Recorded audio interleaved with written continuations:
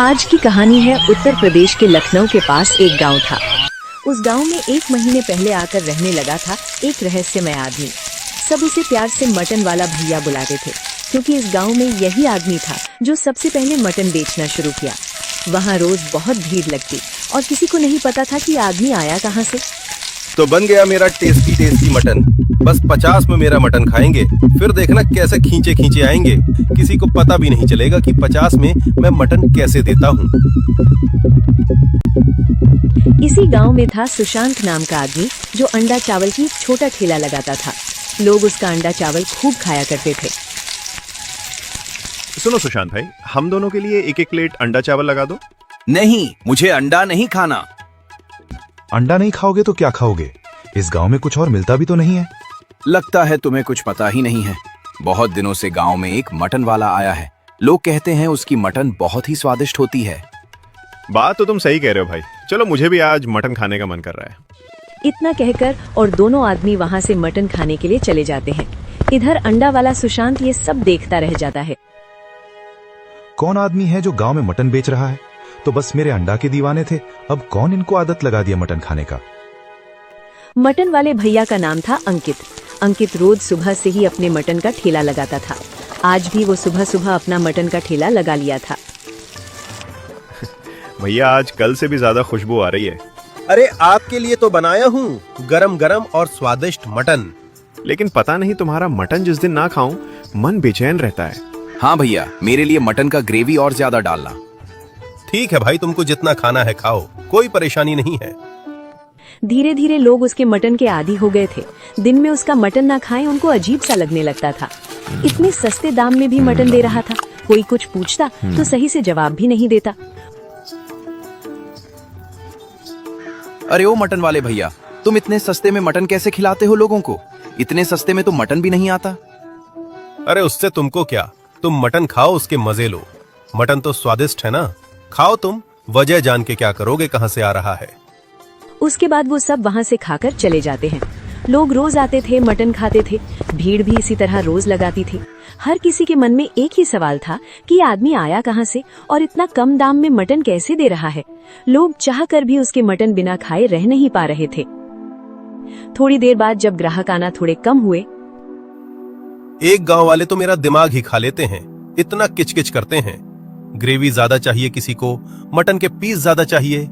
एक तो इतने कम में दो, ऊपर से और मानते हैं। कुछ दिन और मेरा मकसद पूरा होते ही मैं यहाँ से चला जाऊंगा। लेकिन ये सब दूर से अंडा वाला सुशांत सुन रहा था। इंसान भी सच में पड़ गया कि आखिर ये सब क्या बोल रहा है। कुछ लोग ऐसे ही पास की दुकान में भीड़ जमाए हुए बैठे हुए थे। लेकिन मुझे एक बात समझ नहीं आता भाई, ये जो मटन वाला है इतना कम दाम में मटन कैसे दे रहा है? इतने में तो मटन का मांस भी नहीं आता। भाई पता नहीं कहाँ खजाना गाड़ रखा है। तुम लोग जो सोच रहे हो ना, शायद उससे भी आगे कुछ और बात है। क्या हुआ भाई? भाई मैं अभी आ रहा था ना, तो अपने कानों से सुना। मटन वाला तुम लोगों के सामने बड़े प्यार से बात करता है। जैसे ही कोई नहीं था तो बोल रहा था, ये गांव वाले मुझे मांग मांग कर परेशान कर देते हैं। उसे देर और उसके बाद मैं अपना मकसद पूरा करके चला जाऊंगा। ऐसे ही बोल रहा था। क्या सच में? मैं झूठ बोलकर क्या करूंगा? तुम लोग ही देखो, उसके मटन खाए बिना तुम लोगों का मन बेचैन होने लगता है।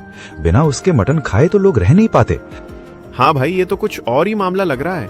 बिना खाए तो मेरा भी मन अच्छा नहीं लगता। गांव के लोग आपस में बात करने लग गए थे। पहले तो लोग यही बात करते थे कि 50 रुपए में मटन कैसे खिलाता है। अब लोग ये भी बात करने लग गए हैं कि सुपर से जो दिखता है वो ऐसे ही अंदर है या कुछ और मामला है। सुशांत को उसे रात नींद नहीं आई और दिमाग में हमेशा उसे मटन वाला ही घूम रहा था। आखिर क्या राज है इस मटन वाले का? सामने से तो बताएगा नहीं, मुझे खुद ही पता करना पड़ेगा। अगर मैं पता कर लिया तो इस गांव का सबसे अमीर आदमी बन जाऊंगा। अगले ही दिन अंकित के मटन खाने के लिए गांव के लोग भीड़ लगाए हुए थे। भैया मेरे लिए प्लेट जल्दी लगा दो, घर में मेहमान आए हुए हैं। भैया, आपका खाना ना खाऊं तो मुझे तो नींद ही नहीं आती। और मेरे मटन में थोड़ी मिर्ची ज्यादा डालना। हाँ भाई, तुम लोग आ गए। मुझे सबका याद है। तुम्हारा मटन के साथ एक्स्ट्रा ग्रेवी। अरे भाई, तुम्हें मटन का नल्ली वाला पीस और तुम्हारे में एक्स्ट्रा मिर्ची। वाह भाई, तुम्हें तो सबके स्वाद पता है। को क्या खाना है, किसको कितनी मिर्ची खानी है। अरे भाई दोस्तों, तुम लोग तो मेरा परिवार हो, तुम्हारे खाने का ख्याल नहीं रखेगा तो कैसा होगा। सभी लोग मटन मांग रहे थे। अंकित मुस्कुरा के उन लोगों को मटन देने लगता है और वहीं कुछ दूर में 2-3 औरतें आपस में बात कर रही थी, जिसमें से साक्षी नाम की औरत रहती है। बहन, मेरा आदमी मुझे कहते थे तुमसे अच्छा खाना इस गांव में कोई नहीं बनाता है। अब देखो मेरे हाथ का खाना ही नहीं खाते। क्यों, क्या हुआ?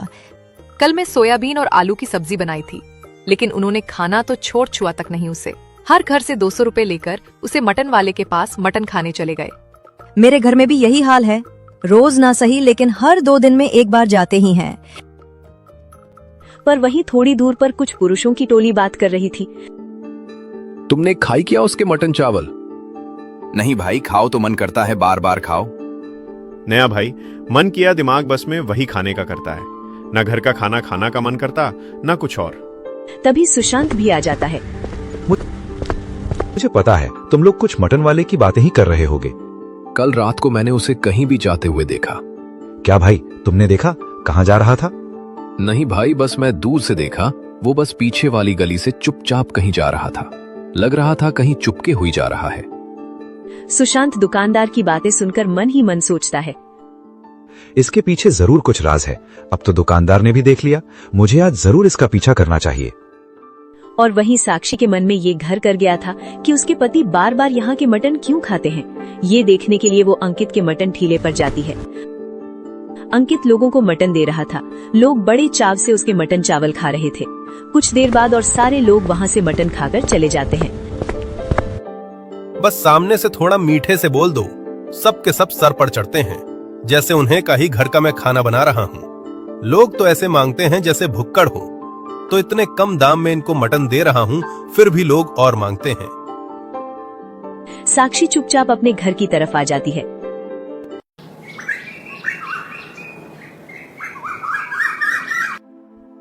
अजी सुनते हो जी, मैं भी उसे मटन वाले के ठेले के पास गई थी।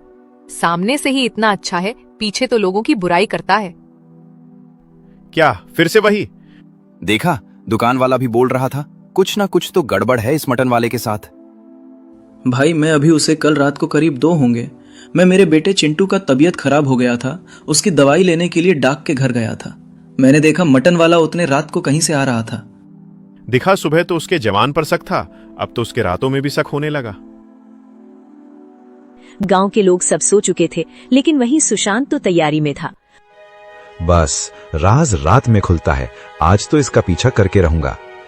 मटन वाला अपना थैला बंद करके अपने घर की तरफ जाने लगता है और उसके पीछे पीछे सुशांत भी उसका पीछा करने लगता है। सुशांत चुपचाप खिड़की के बाहर से अंकित को देखने लगता है। अंकित जैसे मानो किसी से बात कर रहा हो। ये किससे बात कर रहा होगा? ये तो अकेला रहता है ना। आज तो कमाई अच्छी हुई, लेकिन ये गांव वाले तो परेशान ही कर देते हैं। एक तो इतनी कम में इनको मटन दे रहा हूं, फिर भी इनको शांति नहीं है। घर छोड़ो जल्दी, हमारा मकसद पूरा होने वाला है। ये सब बाहर से सुशांत सुन रहा था और वो अचंभा था कि ये किससे बात कर रही है। थोड़ी देर बाद वो एक बड़ा सा मटन काटने का सामान लेकर आता है। कल तो मुझे देर हो गया, चलो जल्दी करते हैं। आज ही मैं मटन काट कर उसे मसाले के साथ मिला देता हूँ। उसके बाद अचानक अंकित ने एक बड़ा सा कटाना लिया और जैसे वहीं पर कमरे के अंदर किसी को काट दिया। उसके छोटे छोटे मटन के पीस बना लिए। ये सब देखकर सुशांत के पैरों तले जमीन खिसक गई। वो डर के मारे वहां से फटाफट भाग जाता है। अगली सुबह चाय की दुकान पर सुशांत की आवाज भारी थी। पता है, आज रात को मैं उसे मटन वाले के घर गया था। फिर क्या हुआ भाई, बताओ। चुपचाप बात कर रहा था। किससे? पता नहीं, मगर साफ किसी को जवाब दे रहा था। सबसे हैरानी की बात क्या है बताऊं? वो अचानक से किसी से बात किया, उसके बाद एक काटना लेकर किसी को फट से काट दिया। ये सब बातें सुनकर वहां पर खड़े लोग सब चौंक जाते हैं। तो तुम्हारा कहने का मतलब ये हमें किसी जानवर या कुछ अर का मांस खिला है? लेकिन भाइयों, खाने में तो बिल्कुल मटन जैसा ही स्वाद आता है। हाँ, लेकिन मुझे नहीं पता कि वो क्या काट के उसका मांस लिया, लेकिन कुछ तो गड़बड़ है। वरना 50 रुपए में वो इतना सारा मटन कैसे खिलाता है? 50 रुपए में तो कच्चा मांस भी नहीं आता। हाँ, और वो कह रहा था कि हमारा मकसद मैं नहीं भूलूंगा। अब तो मुझे पक्का लग रहा है इस मटन के पीछे कोई सीधी बात नहीं है। मगर कुछ भी कहो, मेरा तो अब उसका मटन खाने का मन ही नहीं कर रहा है। अब बात बहुत आगे निकल चुकी है। अब गांव में लोग सिर्फ इतना नहीं पूछ रहे थे कि अंकित 50 रुपए में भरपेट मटन कैसे खिला देता है। अब उनके मन में डर भी घर कर चुका था। अगर मटन इतना कम में इतना सब मिल रहा था तो उसके पीछे आखिर चल क्या रहा था। अगली शाम ठेला वैसे ही लगा था, भीड़ पहले जैसी थी। अंकित सामने से पहले जैसी मीठी बातें कर रहा था। आओ मेरे भाई लोग, मटन गरम गरम है, शर्माना मत, जितना मन लगे उतना खाना भाई लोग। आज तो मटन बहुत स्वादिष्ट है, मन कर रहा है एक प्लेट और खा जाऊं। मन करे तो उसे नहीं रोकते आप, एक प्लेट और खा लो। वो आदमी एक प्लेट और खाकर वहां से चला जाता है।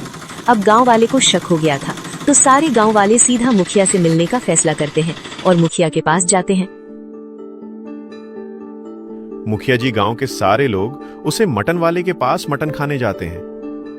इसमें क्या परेशानी है, मैं भी उसके मटन खाए, बड़ी स्वादिष्ट लगते हैं। सुशांत ने थोड़ा हिचकिताते हुए प्रधान को कहा। प्रधान जी, आपको थोड़ा अजीब लगेगा, पर मैंने पिछली रात ही उसको किसी से अकेले में बात करते देखा है। घर के अंदर ही कुछ मांस कट रहा था। प्रधान जी, आप कुछ करिए, पता नहीं वो किस चीज का मांस बेच रहा है। लोग उसके पास खींचे कैसे जा रहे हैं, कुछ तो है उसके मटन में। उनकी सारी बात मुखिया ने सुनी। ठीक है, तुम लोग चिंता मत करो, कल ही मैं किसी को बुलाता हूँ और उसके ठेले की जांच करते हैं। अगले ही दिन प्रधान के साथ गांव के कुछ लोग और साथ में एक फूड इंस्पेक्टर को बुलाया जाता है। जी देखिए, फूड इंस्पेक्टर हूँ, गांव में चर्चा है और साथ वो फैला हुआ है, जिसके कारण हमें साफ साफ जानना है कि खाने में कोई गड़बड़ तो नहीं। जो देखना है देख लीजिए साहब, हमारे खाने में कोई परेशानी नहीं है। इंस्पेक्टर ने कढ़ाई देखी, मसाले देखे, मटन देखा, पकाने का तरीका देखा। फिर उसने थोड़ा खाना चखा, एक और, फिर दूसरा, फिर तीसरा। लोग दिल थाम के इंस्पेक्टर की तरफ देख रहे थे और उसका जवाब सुनने के लिए बेकरार थे। खाना बहुत अच्छा है, साफ सफाई भी ठीक लग रही है, मुझे यहाँ कोई सीधी गड़बड़ नहीं दिख रही। इतना कहकर वो चला गया। मुखिया जी और सब लोग क्या करते हैं, वो लोग भी वहाँ से चले जाते हैं। लगता है गांव वालों को मुझ पर शक हो गया है और ये मेरा क्या ही बिगाड़ लेंगे। चाय की दुकान पर सब। भाइयों, क्या हुआ? जांच में तो गए थे ना तुम लोग, क्या पता चला उसके खाने में क्या है? क्या बोले भाई? सब लोग गए थे, लेकिन उसके खाने में कुछ मिला नहीं। भाई, मुझे तो लगने लगा है ये सुशांत का अंडा चावल का दुकान जब से बंद हुआ है, वो शायद उसे मटन वाले पर इल्जाम लगा रहा है। लेकिन इतना सब बातें झूठी नहीं हो सकती। सुशांत उन लोगों की बातें सुन रहा था और चुप था। मेरी बातों पर विश्वास ही नहीं, मैं इन लोगों को सबूत लाकर ही दिखाऊंगा। ऐसे ही एक रात दूर कुत्ते भौंक रहे थे। करीब रात के 12 बज रहे होंगे। बुलावा आ गया मुझे, अब जाना पड़ेगा। अंकित मटन वाला चुपके से रात के अंधेरे में कहीं जाने लगता है। बस किसी की नजर ना पड़े, ऐसे भी गांव वालों को मुझ पर शक हो गया ना। जल्दी जाकर सामान लेकर आऊंगा। अंकित चुपचाप दबे पांव तेजी से चलने लगता है और उसे क्या पता था कि गांव के पीछे गांव का चौकीदार उसे देख लेता है। इतना दूर से एक परछाई देखी। जब उसने ठीक से देखा तो उसे अंकित मटन वाला दिखा जो कहीं जा रहा था। अरे, ये तो वो मटन वाला है, उसका मटन पूरे गांव में छाया हुआ है। इतनी रात को ये कहाँ जा रहा है?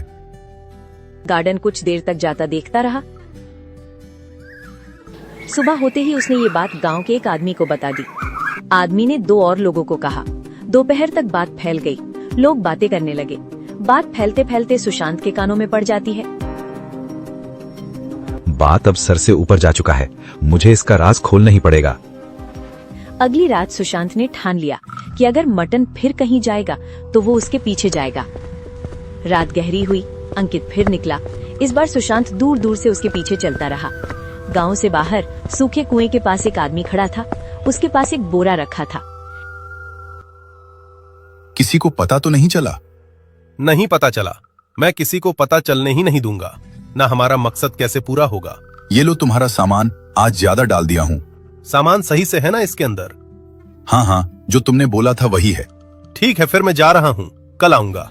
इतना कहकर दोनों अपने अपने रास्ते चले जाते हैं। ये सब सुशांत दूर से ही देख रहा होता है।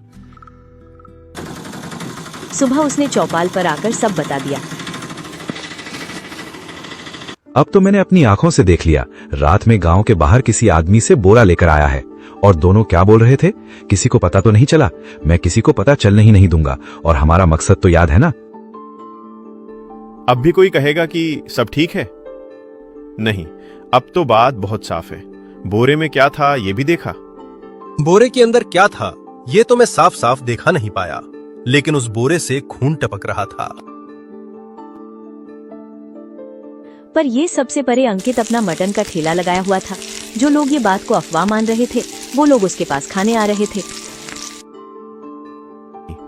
भैया और थोड़ा मटन दो, तुम्हारा मटन है ही इतना स्वादिष्ट, एक बार में मन ही नहीं करता मेरा।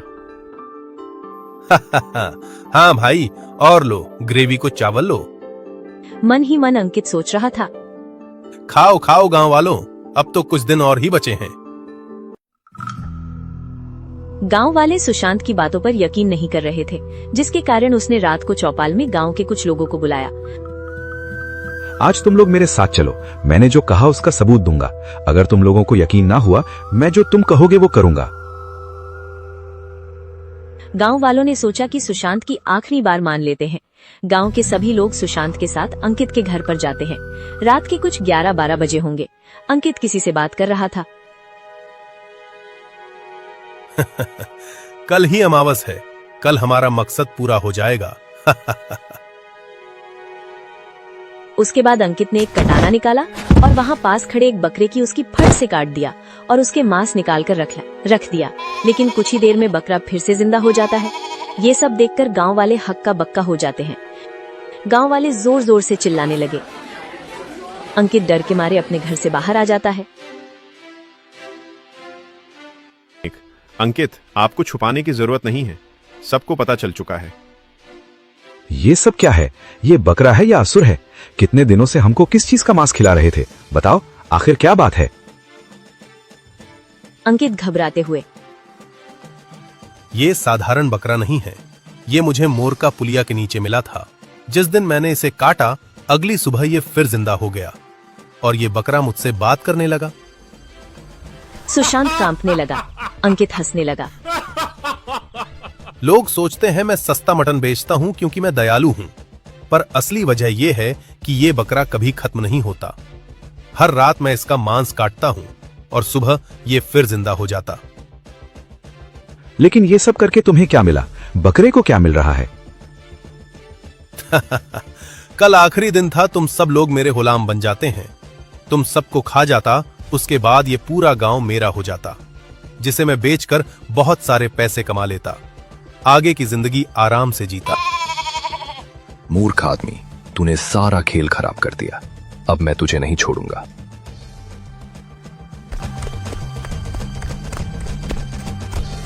उसके बाद बकरे ने उसे आदमी को दौड़ाई और पास के कुएं में दोनों ही गिर के गायब हो जाते हैं। लोगों ने कुएं के अंदर झांकने की कोशिश की, लेकिन कुएं के अंदर ना ही बकरा था और ना ही अंकित। उसी दिन से कभी ना अंकित दिखाई दिया, ना ही वो बकरा। कुछ ही दिनों बाद सुशांत अपना अंडा चावल का दुकान चलने लगता है। लेकिन कहानी यहीं खत्म नहीं हुई, क्योंकि कई महीनों बाद एक दूसरे गांव में खबर फैली। एक नया आदमी आया है जो सिर्फ 50 रुपए में भरपेट मटन खिलाता है। चलो हम सब वहीं पर चलते हैं।